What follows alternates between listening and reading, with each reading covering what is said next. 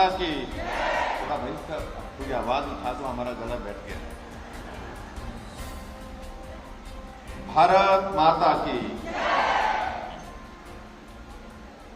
आज के इस बहुत ही ऐतिहासिक और विशेष कार्यक्रम में जो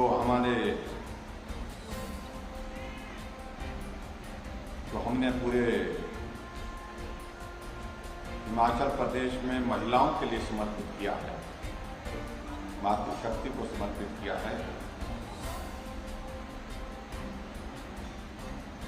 हमारे बीच में आज के इस कार्यक्रम में माननीय शिक्षा मंत्री श्री गोविंद सिंह ठाकुर जी और वर्चुअल माध्यम से हमारे साथ सभी मंत्रीगण जुड़े हुए, विधायकगण जुड़े हुए हैं और विभाग के मंत्री राजेंद्र गर्ग जी। यहाँ हमारे पास कुल्लू के इस कार्यक्रम में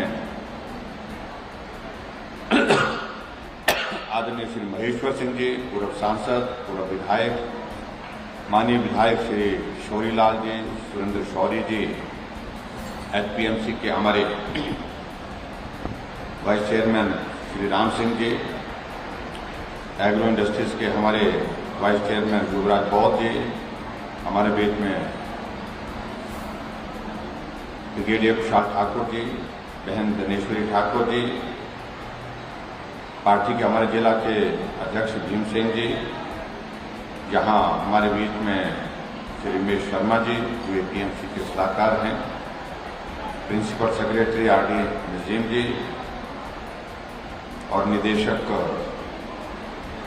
श्री केसी चमन जी, deputy commissioner Ashutosh Garg ji, SP गुरुदेव शर्मा जी, यहाँ हमारे पार्टी के साथी अमर ठाकुर जी जो एपीएमसी के भी चेयरमैन हैं, अखिलेश जी, अमित शोर जी, मीना ठाकुर जी नगर पंचायत मुंतक के अध्यक्षा हैं, गोपाल महंत जी और यहाँ श्रीमती रेखा गुलेरिया जी जो जिला परिषद की सदस्य हैं, जिला परिषद के सदस्य और भी हमारे बीच में यहाँ पर सभी जो उपस्थित हैं सभी को मेरा नमस्कार। और यहाँ पत्रकार मित्रों, भाई और बहनों, समय काफी हो गया, बातचीत करते करते वक्त ज्यादा लग गया, लेकिन मुझे इस बात की प्रसन्नता है कि एक कार्यक्रम की शुरुआत हमने पूरे प्रदेश भर में शुरू की थी और उस कार्यक्रम को हमने एक जोश और जुनून के साथ आगे बढ़ाया और जोश और जुनून के साथ आगे बढ़ाने के साथ साथ में आज पूरे देश का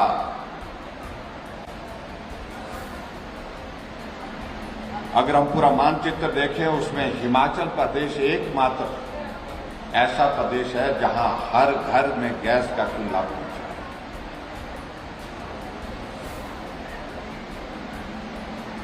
और मैं इस बात को मानता हूं कि यह कार्य सरल नहीं था, कठिन था। आदरणीय प्रधानमंत्री जी ने जब से देश की बागडोर संभाली है प्रधानमंत्री के बतौर, हमेशा उनकी कोशिश रही है, भाई साउंड सिस्टम में क्या थोड़ा आ रहा है, थोड़ा को एक इस पे लाओ, एक लेवल पर लाइए इसको। हाँ, आदरणीय प्रधानमंत्री जी ने एक प्रयत्न किया कि गरीब आदमी के करीब जाकर के उनकी मदद कैसे की जा सकती है। और इसलिए प्रधानमंत्री बनने के पश्चात उन्होंने एक नहीं नई बहुत सारी योजनाओं की शुरुआत की और जो योजना चली हुई तो उन योजना को मजबूती के साथ लागू करने के लिए काम किया।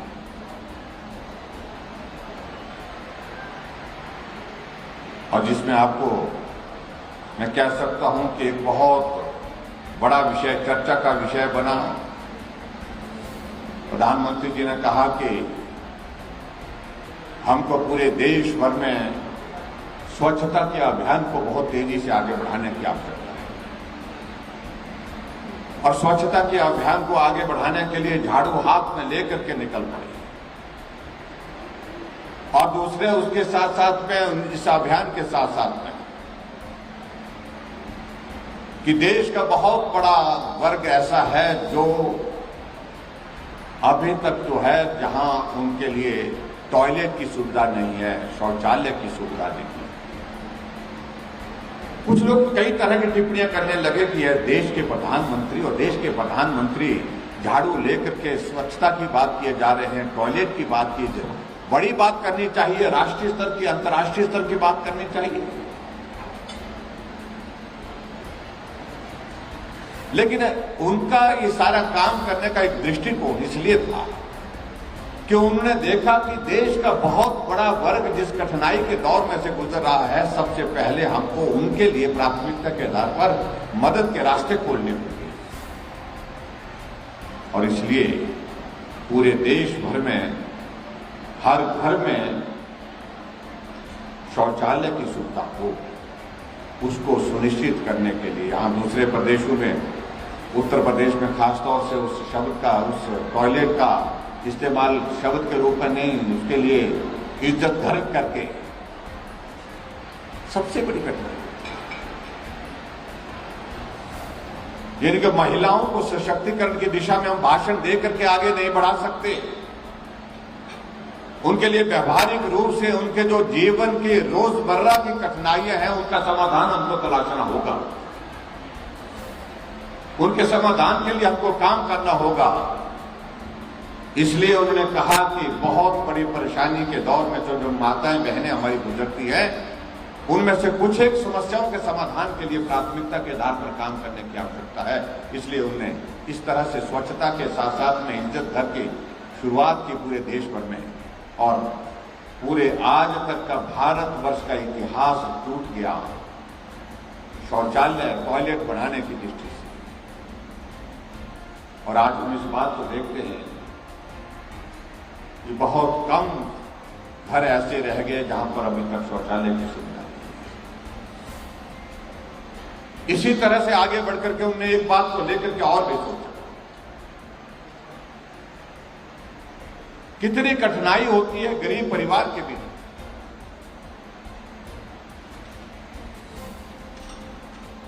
जिनके घर में गैस नहीं है, मेहमान आ जाए घर में तो खाना बनाने में कठिनाई होती है, घर को साफ सुथरा रखने के लिए बहुत बड़ी कठिनाई का सामना करना पड़ता है, और उस धुएं के चूल्हे में काम करते हुए जब घंटों बीत जाते हैं हमारी माताओं और बहनों के, उनके स्वास्थ्य पर कितना बुरा असर पड़ता है, इस बात को उन्होंने बहुत करीबी से समझाया। और समझने के बाद उन्होंने तय किया कि हम देश में एक योजना की शुरुआत करेंगे, हम ज्यादा से ज्यादा प्रयास करेंगे गैस का चूल्हा हर गरीब तक पहुंचे, ऐसा प्रयास करने की उन्होंने शुरुआत की। और उस शुरुआत की दृष्टि से उन्होंने उज्ज्वला योजना की शुरुआत पूरे देश भर के लिए की।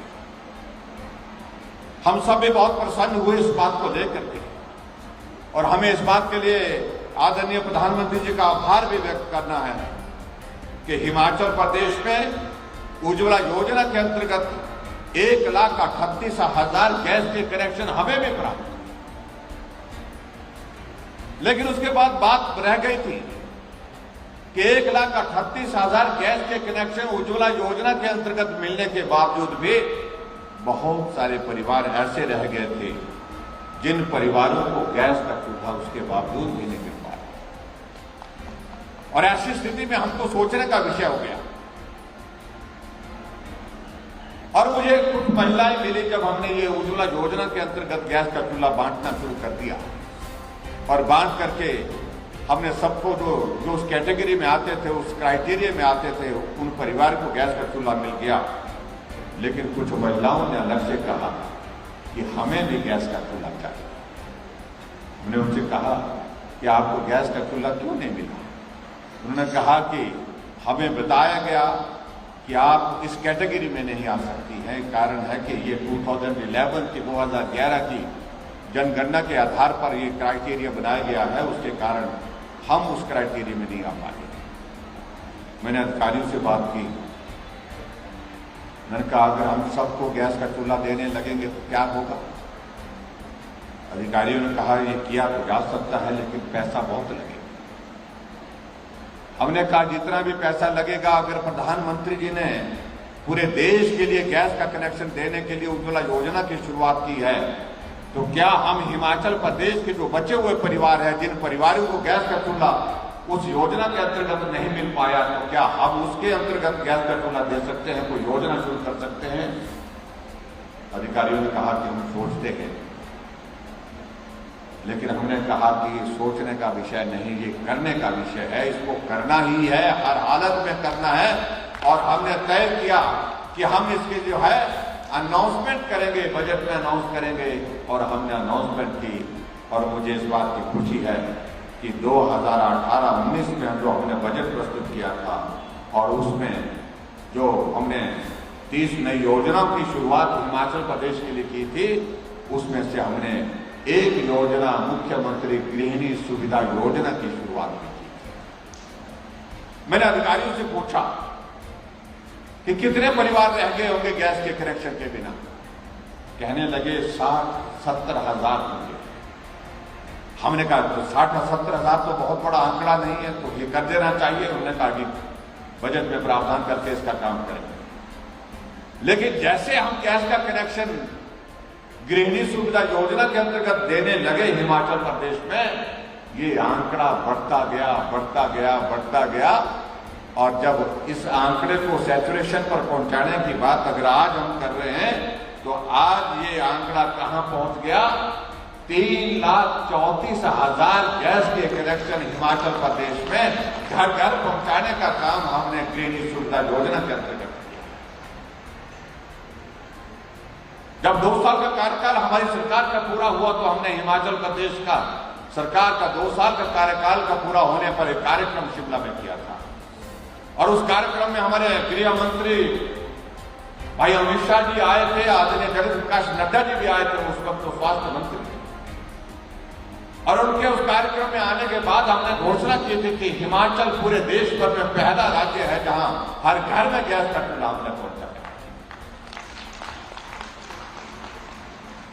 और आज मुझे इस बात की खुशी है कि इस योजना के अंतर्गत हमने हिमाचल प्रदेश में अभी तक 131 करोड़ रुपए से ज्यादा पैसा खर्च कर दिया। और 131 करोड़ रुपए खर्च करने के पश्चात मुझे इस बात को लेकर के बहुत संतोष है कि हम अपने उस लक्ष्य में सफल हुए।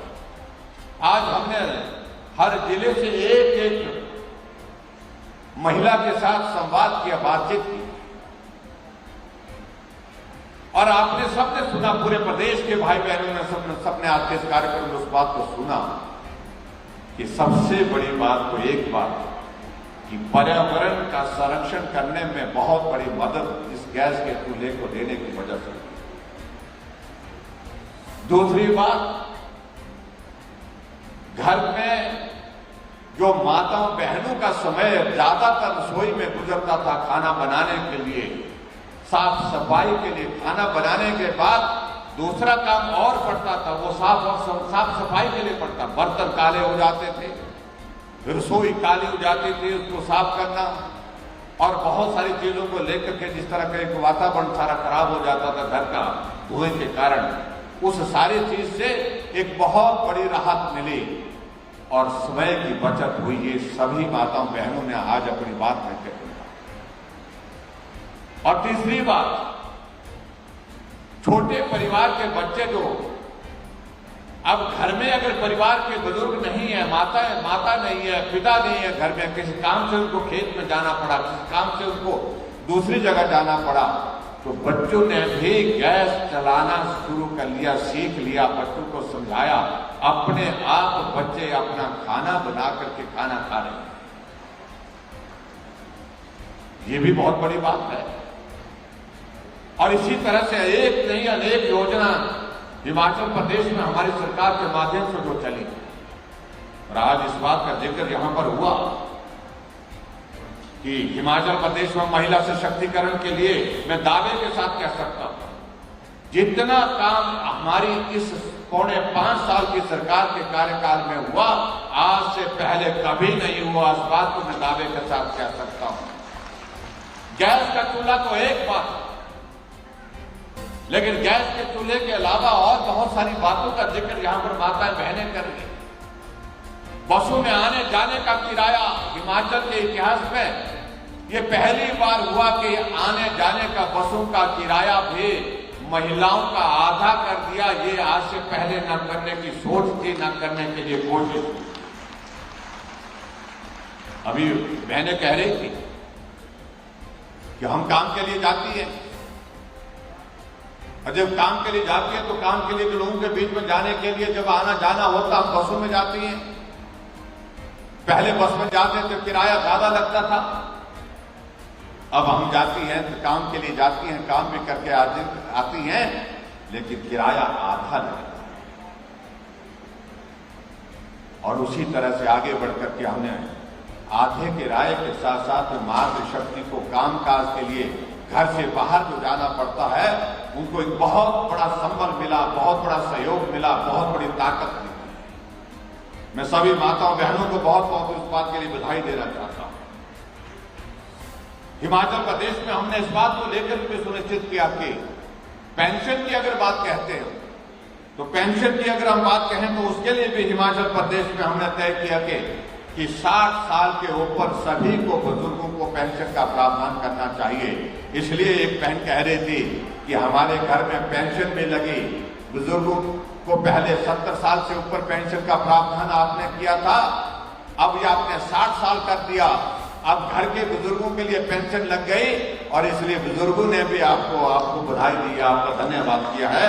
मैं भी उन बुजुर्गों का आशीर्वाद लेकर के धन्य हो गया, मैं भी उनका धन्यवाद करता हूं। और इसी तरह से महिला सशक्तिकरण की दृष्टि से आगे बढ़कर के हम बात करते हैं। अगर हिमाचल प्रदेश में इस बात को अगर हम देखें कि अगर महिला अपना कामकाज शुरू करने के लिए उसके लिए मदद के रास्ते कैसे हम खोल सकते हैं। सेल्फ हेल्प ग्रुप में हमने 25,000 रुपए उनके लिए रिवॉल्विंग फंड के लिए प्रावधान किया। अगर कोई सेल्फ हेल्प ग्रुप कोई लोन लेना चाहता है, सॉफ्ट लोन लेना चाहता है, तो उनको लोन के लिए 4% ब्याज की दर निर्धारित की, जो आज से पहले 7% होती थी, उसको भी हमने कम करके उनके मदद करने का रास्ता खोला। इसी तरह से आगे बढ़ते हुए महिला सशक्तिकरण की दृष्टि से अगर कोई बेटी बीपीएल परिवार की है, बीपीएल परिवार की बेटी होने के कारण जब बेटी की शादी होती है, उस बेटी के लिए हमने विशेष योजना हिमाचल प्रदेश में चलाई, और उस योजना का नाम हमने उस बेटी के लिए समर्पित किया शगुन, मुख्यमंत्री शगुन योजना। जिस दिन उस गरीब परिवार की बीपीएल परिवार की बेटी की शादी होगी, उस दिन उस बेटी को हम 31,000 रुपए शगुन के रूप में देंगे। इस प्रकार से हमने हर तरह से कोशिश की।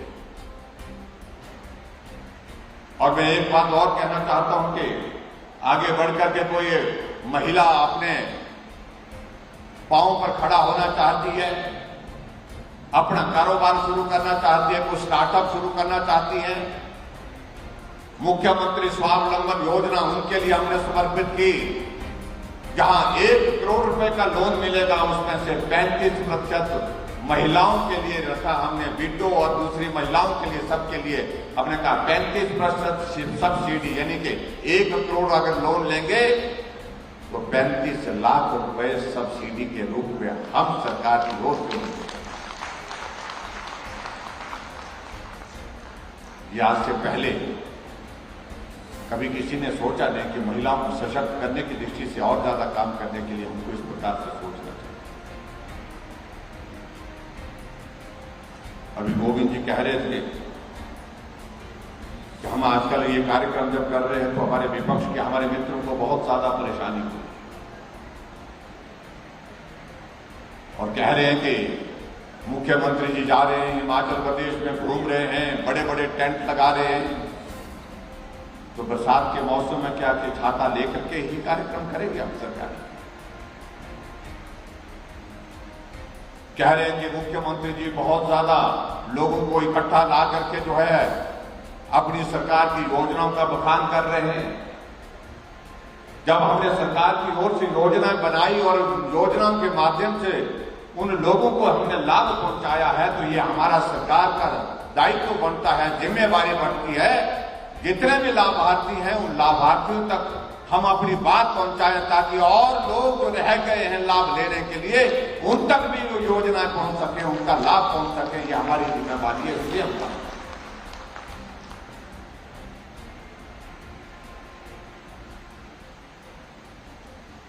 आज हमने पूरे हिमाचल प्रदेश में इस कार्यक्रम का आयोजन इसलिए किया क्या हमने कहा कि हमने 3,34,000 महिलाओं को रसोई में गैस का चूल्हा पहुंचा करके एक पुण्य का कार्य किया है। मैं समझता हूं पुण्य का कार्य मैं इसलिए कह रहा हूं कि क्या हालत होती थी हमारे गांव की। अगर जिंदगी का अगर आप लोग आज भी जिक्र करें तो मैं गांव में जिंदगी का बहुत बड़ा हिस्सा गुजारा हूं। जब सुबह 5 बजे का समय होता था, 4:30 बजे 5 बजे मेरे बुजुर्ग 5 बजे से पहले उठ जाते थे और उठते ही आवाज आती थी लकड़ी को तोड़ने की, लकड़ी को काटने की, क्योंकि चूल्हा तब जलेगा जब लकड़ी उसमें डाल करके जो है जलाने का काम किया।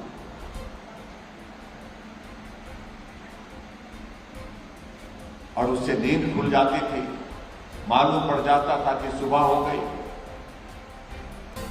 क्योंकि सब लोगों को काम में जाना होता था। सुबह पानी गर्म करना, खाना बनाना शुरू हो जाता था। उसके बाद जल्दी खाना खा करके चाहे वो खेत को जाना है, किसी और काम के लिए जाना, वो काम शुरू हो जाता था। और सबसे बड़ी बात तो ये होती थी कि धुएं के कारण जो हालात घर के होते थे वो तो एक जगह। अभी एक बहन कह रही थी, अपनी बात को कह रही थी कि रसोई हमारी इतनी गंदी हो जाती थी, काली हो जाती थी, कोई मेहमान अगर घर में जाता तो उनको रसोई में ले जाने की हिम्मत नहीं हो पाती। इसलिए नहीं हो पाती थी कि वहां पर रसोई में धुएं के कारण सारा रसोई जो है वो सारी रसोई काली हो जाती थी, गंदगी फैल जाती थी। अगर कोई बैठता था तो कपड़ों में भी कालिक लग जाती थी, हाथ में भी कालिक लग जाती थी, मुंह में भी लग जाती थी। उससे निजात हुई है। ये अगर काम अगर पूरे देश के अंदर सबसे पहले जिसको युद्ध स्तर पर करने के लिए अगर किसी प्रधानमंत्री जी ने सोचा तो हमारे देश के यशस्वी प्रधानमंत्री नरेंद्र भाई मोदी जी ने सोचा। और इस काम को जब आगे पहुंचाया, जब इस काम को आगे बढ़ाया, जब प्रधानमंत्री जी से हमारा मिलना हुआ, या हमने कहा कि हिमाचल प्रदेश में हमने हर घर में गैस का चूल्हा पहुंचाया, और इस बात को सुनकर के उनको सचमुच में प्रसन्नता हुई तो उन्होंने मुझे सारी योजना की जानकारी मांगी कि किस प्रकार से आपने इस योजना को लागू किया। हमने कहा इस प्रकार से हमने इस योजना को लागू किया। हमने तय किया कि हर घर में गैस का चूल्हा देना है। उनका रजिस्ट्रेशन कराया, और रजिस्ट्रेशन कराने के बाद जो कागज की कार्यवाही उसको तुरंत पूरा किया, और पूरा करने के बाद गैस का चूल्हा उनके घर तक पहुंचाया। ये हमने हिमाचल प्रदेश में एक प्रयास किया। उन्हें इस बात के लिए बधाई। पूरे देश में हिमाचल में अग्रणी काम। इसलिए भाई और बहनों, बहुत सारी बातें आज के इस कार्यक्रम हम बहुत योजनाओं का हम जिक्र करेंगे तो बहुत वक्त लग जाएगा। इसलिए हमने तय किया कि आज के इस कार्यक्रम में बहुत चीजों का जिक्र नहीं करेंगे। हमारी सरकार बनी तो सरकार बनने के बाद पहले दिन से हमने महिला सशक्तिकरण की दृष्टि से हमने काम की शुरुआत की। कैबिनेट की पहली बैठक में हमने हिमाचल प्रदेश में हमने गुड़िया हेल्पलाइन की शुरुआत की। गुड़िया हेल्पलाइन की अनाउंसमेंट पहली कैबिनेट का निर्णय था। एक गुड़िया जो स्कूल जाते हुए स्कूल से फिर वापस घर नहीं पहुंची, उसके साथ रास्ते में दुराचार हुआ और उसकी हत्या करके जंगल में फेंक दिया। पूरा हिमाचल का पूरा देश इस बात को लेकर के चिंतित हो गया कि आखिरकार बेटियों का होगा क्या। इस बात को हमने सरकार आने के बाद हमने सुनिश्चित किया कि आने वाले समय में इस तरह की घटना ना हो। हमारे पास कम से कम बेटियों की सुरक्षा के लिए एक प्रावधान करना चाहिए, और वो प्रावधान हमने कहा कि एक हेल्पलाइन डेडिकेट करनी चाहिए पूरे हिमाचल प्रदेश की उन बेटियों के नाम, जिस योजना का नाम, जिसका नाम हमने गुड़िया रखा, क्योंकि गुड़िया उस बेटी के लिए कहा जाता था जिसके साथ जो अन्याय हुआ, जिसके साथ दुराचार हुआ, उसकी जिसकी हत्या हुई। पहले दिन से हमने उसकी शुरुआत, गुड़िया हेल्पलाइन की शुरुआत हिमाचल प्रदेश में पहली कैबिनेट का निर्णय, और उसके माध्यम से गुड़िया हेल्पलाइन के माध्यम से हिमाचल प्रदेश में एक नहीं अनेकों बार जो है कहीं भी इस तरह की घटना दुर्घटना से बचने के लिए, बचाने के लिए बहुत सारी बेटियों ने उसका इस्तेमाल किया और उनको सुविधा मिली, उनकी जिंदगी बचाने के लिए, उनको अपने मामले को दर्ज करने के लिए इसके माध्यम से बहुत बड़ी सुविधा मिली। इस बात को मैं आपके बीच में इसलिए कह रहा हूं कि हमने पहले दिन से सरकार बनने के बाद शुरुआत की महिला सशक्तिकरण की, बेटियों को बचाने की, ये मैं आपके बीच में कहना चाहता हूं। इसलिए भाइयों बहनों, मैं आपके बीच में आज के इस कार्यक्रम में यही कहना चाहता हूं। अभी आज के इस कार्यक्रम में हमने ये तय किया कि हमारी इस गृहिणी सुविधा योजना के अंतर्गत हमने हिमाचल प्रदेश में अब के इस बजट में कुछ और भी एडिशंस की थी, जिनका जिक्र यहाँ से हमारे साथियों ने भी किया। माननीय मंत्री जी जो हमारे साथ जुड़े थे, उन्होंने भी इस बात के लिए किया। और मैं ये जरूर कहना चाहता हूँ, हमारी इस योजना के तहत 2,51,000 लाभार्थियों को एक अतिरिक्त निःशुल्क रिफिल और 40,000 लाभार्थियों को 2 अतिरिक्त निःशुल्क रिफिल दिए जा चुके हैं। ये मैं आपके आज से पहले जो मैं आपका इसकी बात कर रहा हूँ। और अब जहां तक अभी की बात आती है, अगर प्रधानमंत्री उज्ज्वला योजना और मुख्यमंत्री गृहिणी सुविधा योजना के अंतर्गत गैस कनेक्शन सहित 3 रिफिल निःशुल्क उपलब्ध करवाए जा रहे हैं। 3 रिफिल जो है निःशुल्क उपलब्ध करवाए जा रहे हैं। और इस वर्ष इस योजना के अंतर्गत हमने बजट के अंतर्गत 70 करोड़ रुपए से ज्यादा पैसा खर्च करने का एक प्रावधान इसमें जोड़ा है, ताकि किसी को कठिनाई ना हो, किसी को परेशानी न हो। इस बात को हम सुनिश्चित करने की हमने जो है वो उठानी हुई है। और दूसरी बात जिसका जिक्र यहाँ भाई गोविंद जी कर रहे थे, 4.5 वर्ष का कार्यकाल पूरा होने के बाद स्वाभाविक रूप से 2 महीने के पश्चात हम चुनाव के उस दौर में जा रहे हैं। और मैं आप सबसे यही निवेदन करना चाहूंगा कि जिस प्रकार से हिमाचल प्रदेश में अपने जन कल्याण नीतियों के माध्यम से हमने गरीब लोगों की सेवा करने की कोशिश की, उन योजनाओं को आम जनता तक पहुंचाने के लिए जितने भी हमारे लाभार्थी हैं, उनके माध्यम से उन बातों को पहुंचाने के लिए हम प्रयत्न करें। और हिमाचल प्रदेश में आने वाले समय में इस बात को हम सुनिश्चित करेंगे, जो बात यहां कही कि अब रिवाज पूरे देश में बदल गया है, रिवाज पूरे देश में बदलने की बात हुई, और ये परिस्थिति आज के इस दौर में हर जगह शुरू हो गई। जो कांग्रेस पार्टी लंबे समय तक सत्ता में रही, आज वो देश में गिने चुने राज्य में रह गई है। अगर आज भी वहां उन प्रदेशों में चुनाव हो जाए तो वहां से भी सफाई हो जाए। और ये परिस्थिति अगर बनी, उसकी वजह ये बनी है क्योंकि उन्होंने देश में जन भावनाओं को कभी सम्मान नहीं किया, जन भावनाओं के अनुरूप काम नहीं। आदरणीय प्रधानमंत्री नरेंद्र भाई मोदी जी जब से देश के प्रधानमंत्री बने, 8 साल का कार्यकाल प्रधानमंत्री के तौर उनका पूरा हो गया। और हमारे लिए सौभाग्य की बात है कि हिमाचल प्रदेश में आकर के उन्होंने कहा कि 8 साल का कार्यकाल का पूरा होने के पश्चात में हिमाचल प्रदेश से पूरे देश के साथ बात करना चाहता हूं। शिमला आए, और शिमला आए बीच के मैदान में, और इसके मैदान में आने से पहले आदरणीय प्रधानमंत्री जी माल रोड जब पहुंचे तो माल रोड में अपनी गाड़ी छोड़ करके शिमला के माल रोड पर पैदल निकल पड़े। ये अपना हिमाचल है, जहां इस माल रोड पर मैं कई वर्षों तक चलता था, टहलता था, साथियों के साथ बात करता था। आज भी पैदल चल करके हम इस माल रोड पर जाकर के रिज के मैदान पर पहुंचेंगे, और पैदल पहुंचने के बाद वहां पर देश को संबोधित किया, पूरे देश के साथ बात की। ये हमारा सौभाग्य है। और हिमाचल प्रदेश में, हिमाचल प्रदेश के लोगों का मन में भी, दिल में भी नरेंद्र भाई मोदी जी हमारे देश के प्रधानमंत्री के प्रति जो आदर का भाव, प्यार का भाव है, मैं कह सकता हूं कि इस प्रकार का भाव कभी हमने किसी के दिल में देखा। मैं आप सबसे यही कहना चाहता हूं, इस रिश्ते को हमने और मजबूत करना है। एक प्रधानमंत्री अटल बिहारी वाजपेयी थे, जो हर साल कुल्लू आते थे, मनाली में रुकते थे, कविता लिखते थे, कविता सुनाते थे, मेरा अपना हिमाचल, हिमाचल मेरा अपना घर, ये सौभाग्य सिर्फ भारतीय जनता पार्टी के हम सब लोगों को है कि हमारे देश के 2 प्रधानमंत्री जो हिमाचल को अपना घर मानते हैं। चाहे अटल जी की बात कहें, चाहे आज नरेंद्र भाई मोदी जी की अगर हम बात करें। इसलिए ऐसे नेताओं की भावनाओं का सम्मान करना हम सभी हिमाचल वासियों का दायित्व है। और भावनाओं का सम्मान करने की अगर मैं बात कहूं तो सबसे बड़ी बात यही है कि हमें उस नेतृत्व को मजबूत करना है जो भावनात्मक दृष्टि से हिमाचल के साथ जुड़ा है। और वो नेतृत्व नरेंद्र भाई मोदी जी के बीच में, और उनको हमको मजबूत करना है, इस रिश्ते को मजबूत करना है।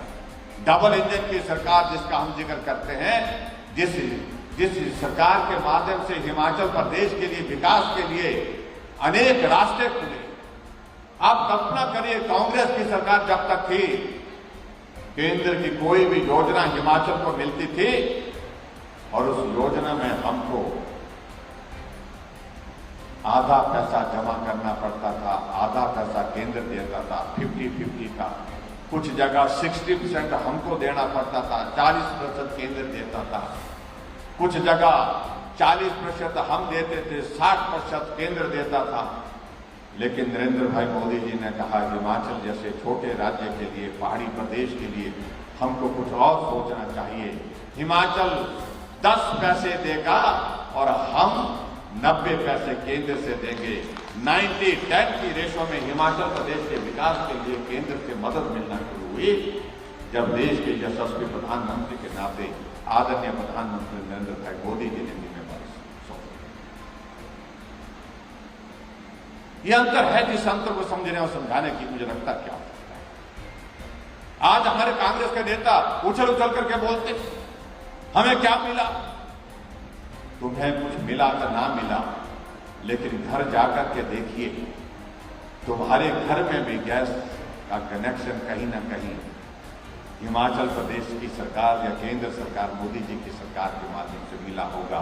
या तो उज्ज्वला योजना का होगा, या उज्ज्वला योजना का नहीं तो गृहिणी सुविधा योजना का जो है गैस का कनेक्शन, जिस पर आप खाना बना रहे हैं, खाना खा रहे हैं। मैं उन मित्रों को ये कहना चाहता हूं, उनको इस बात को नहीं भूलना चाहिए, उनको इस बात को याद कराना चाहिए। जो पूछते हैं कि हमें कुछ नहीं मिला, उनके परिवार में भी कोई ना कोई सदस्य ऐसा होगा जिसको पेंशन लगी होगी, जो भारतीय जनता पार्टी की सरकार के दौरान लगी होगी। इस बात को भी मैं समझता हूं कि उनको समझना होगा। उनके ही बहुत सारे साथी ऐसे होंगे जिस आदमी को मुख्यमंत्री आवास योजना के अंतर्गत मकान मिला होगा या प्रधानमंत्री आवास योजना के अंतर्गत मकान मिला होगा। ये भी उनको सोचना चाहिए कि हिमाचल और केंद्र सरकार की योजना के माध्यम से कुछ तो मिला है। और न सही मैं इस बात को तो दावे के साथ कह सकता हूं, बाकी सारी चीजों को तो छोड़िए, लेकिन हिमाचल प्रदेश में ग्रामीण क्षेत्रों में रहने वाला, चाहे वो किसी भी पार्टी का है, अगर उसको नल से शुद्ध जल मिल रहा है और उसका कोई पैसा नहीं चुकता करना पड़ रहा है, ये पुण्य का कार्य हिमाचल प्रदेश की सरकार ने पूरा किया है।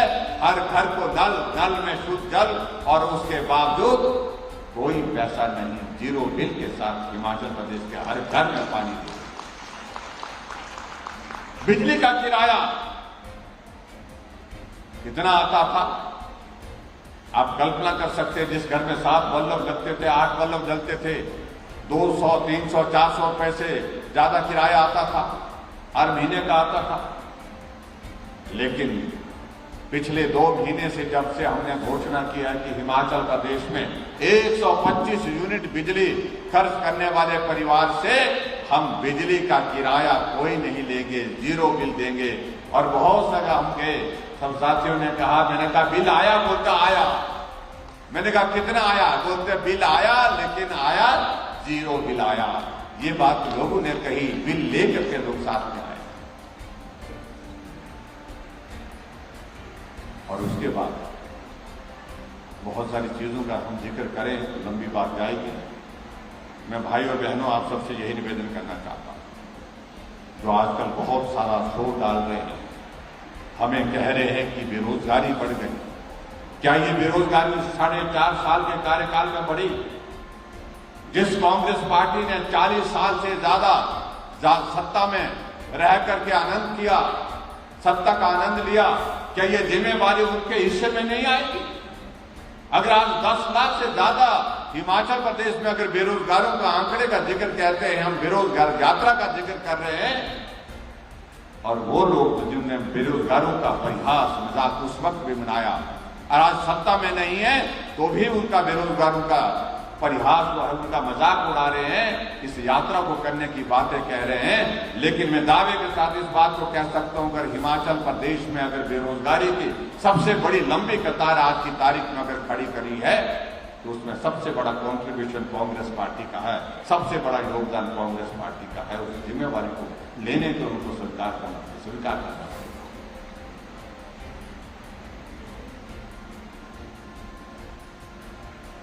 इसलिए मेरा आप सबसे यही निवेदन है, आने वाले समय में जो चुनाव होगा उसमें आप सबका आशीर्वाद चाहिए। और खास तौर से मैं इस बात को जरूर कहना चाहूंगा, जहां माताओं और बहनों का आशीर्वाद होता है वहां जीत ही जीत होती है, जीत के सिवाय कुछ और नहीं। जहां माताएं बहनें चल पड़ती हैं उस रास्ते को कोई रोकने की जरूरत नहीं कर सकता, हिम्मत नहीं कर सकता। और अभी मैंने पूरे हिमाचल प्रदेश में जब कार्यक्रमों में जाकर के देखा, जहां पूरे देश का अमृत महोत्सव मना रहे हैं, भारत की आजादी के 75 वर्ष, और हिमाचल प्रदेश में हमारी सरकार हमारे हिमाचल प्रदेश के गठन के हमारे हिमाचल प्रदेश के गठन के यानी कि हिमाचल प्रदेश के निर्माण के 75 वर्ष पूरे हुए हैं। जहां भी हम कार्यक्रम में जा रहे हैं बड़ी संख्या में माताएं बहनें वहां पर पहुंच रही हैं, और इससे साफ जाहिर होता है कि माताओं बहनों ने ठान लिया है कि अब की बार रिवाज बदल करके छोड़ेंगे।